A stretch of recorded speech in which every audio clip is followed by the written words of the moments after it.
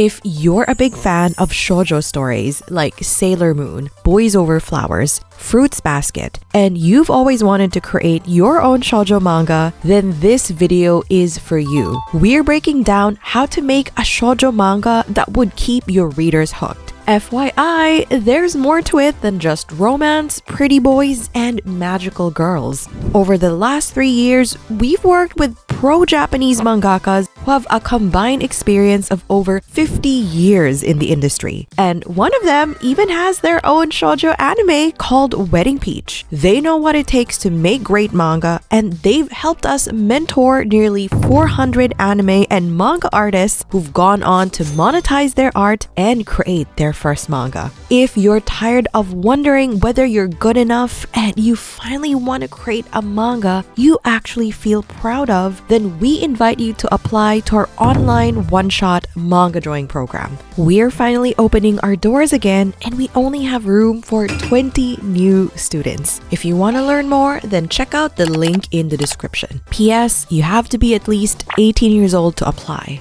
First off, what is shoujo manga? Shoujo's literal translation means young girl. It's a demographic that mainly targets young girls aged 12 to 18. This demographic started in the 1900s. There were shoujo magazines that featured short stories, novels, essays that targeted young girls. It was all just written text with a couple of single illustrations on the side. It wasn't until 1934 that a 16-page girls comic called Nazo no Clover was published in the magazine Shojo no Tomo. You know the most interesting thing? The mangaka was a man. Yes, the pioneer of shoujo manga was actually not a woman. His name was Katsuji Matsumoto. His most popular work was the manga Kurukuru Kurumi-chan, which was first published in 1938 and was serialized for 35 years in total. The main character, Kurumi-chan, is one of the first kawaii characters. She was so iconic among young Japanese girls. Although men were the early shoujo mangakas, by the 1960s, women started to dominate the shoujo manga scene. One of them was Hideko Mizuno. She was actually the assistant of Osamu Tezuka, the godfather of manga. She made her mangaka debut at just 15 years old. She was the first to introduce romantic comedy elements to shoujo manga. She's also best known for her work Fire. It was one of the first shoujo manga with a male protagonist. Shoujo manga has evolved since then, embracing new genres like fantasy, historical drama, shonen-ai, magical girls. It has its own unique recipe for success when it comes to storytelling, character development, and visual appeal. Let's break down each ingredient so you know how to make your own successful shoujo manga.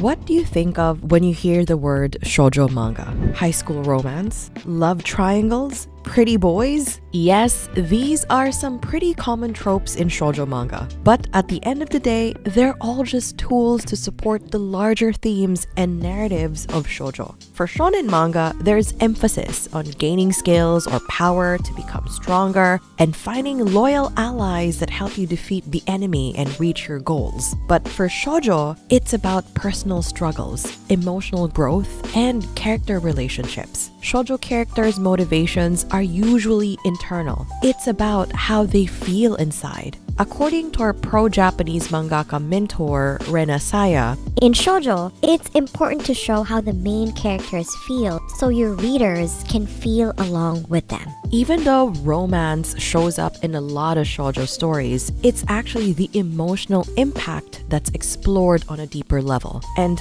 what's a stronger feeling than love? That's why a lot of shoujo manga have romance in it. It's through romance that your character's feelings are put center stage. Plus, let's face it, you're targeting teenage girls. This is the age when they're into boys and dating, and you're giving them an avenue to live that perfect romantic love story. Here's a more concrete scenario from our pro mangaka mentors. Imagine a girl is being bullied by delinquents. A boy steps in to save her. In shonen manga, the scene would focus on the boy fighting the bullies to showcase his strength. In shoujo manga, the scene would focus on the girl's reactions, her thoughts, and her feelings about being saved. The readers clearly understand how she felt. There is actually a key storytelling element that shoujo manga always uses for this: monologues. It reveals your character's inner thoughts and raw emotions, whether that's self-doubt, fear, excitement, or romantic longing. Of course, not all shoujo manga just focuses on love. In fact, one of the most iconic shoujo titles of all time is less about love, but more about friendship, self-discovery, and the battle between good and evil. I'm talking about Takeuchi Naoko's legendary magical girl manga, Sailor Moon. The main character, Usagi, together with her friends, are known as Sailor Guardians. They fight against the bad guys who threaten the earth and people they love. Now that's girl power. Let's try a quick activity. Can you tell which of these are shoujo manga? Let us know in the comments. Are you ready?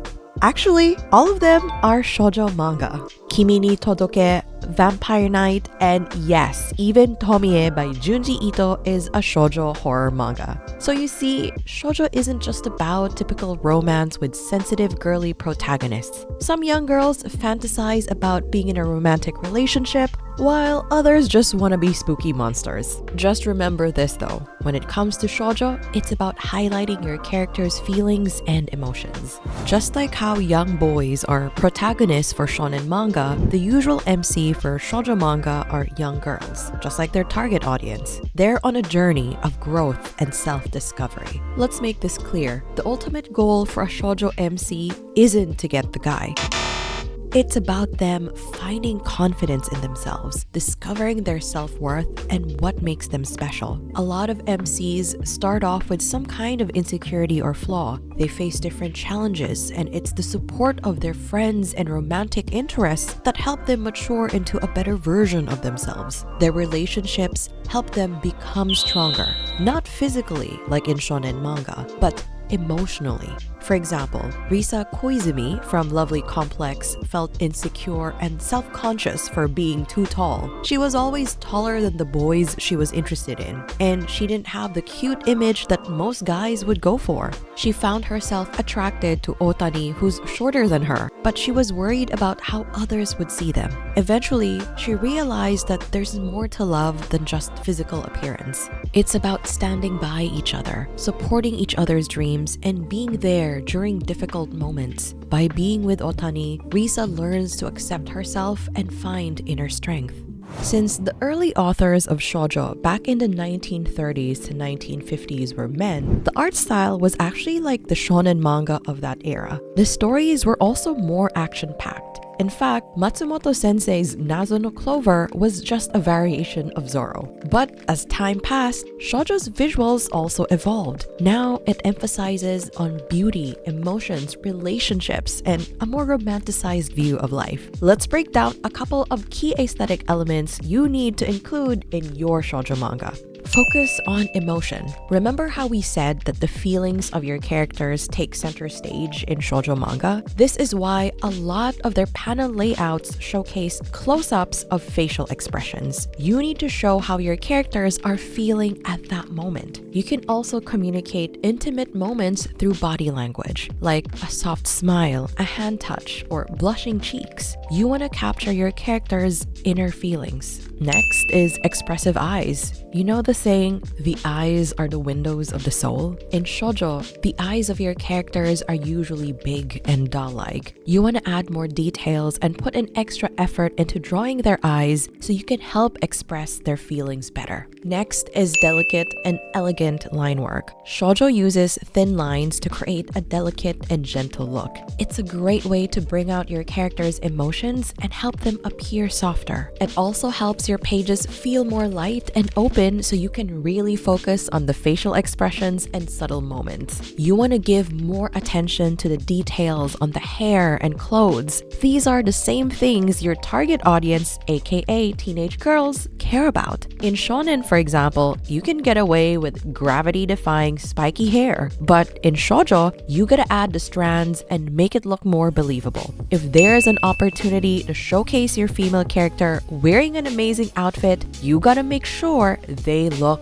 good. Shonen characters like Luffy might be able to get away wearing the same clothes the whole 1000 plus chapters in One Piece, but shoujo characters need more variety. For example, Sailor Moon has her iconic sailor uniform, but even she has different dresses she transforms into, and she also has regular clothes when she's not saving the world. In shoujo, you'll see more modern day clothes. Just like how fashion can be a reflection of your personality in real life, fashion is a way to communicate your character's personality to your readers. When you're designing your shoujo characters, you might want to create a few different outfits for them that can reflect their personal style. Shoujo manga often breaks traditional panel layouts. You'll see a lot of overlapping panels, asymmetry, and open spaces to add that dreamy, immersive feeling. Compared to shonen manga, you'll see a lot more screen tones, a lot more sparkles, hearts, and flowery effects to create that dreamlike aesthetic.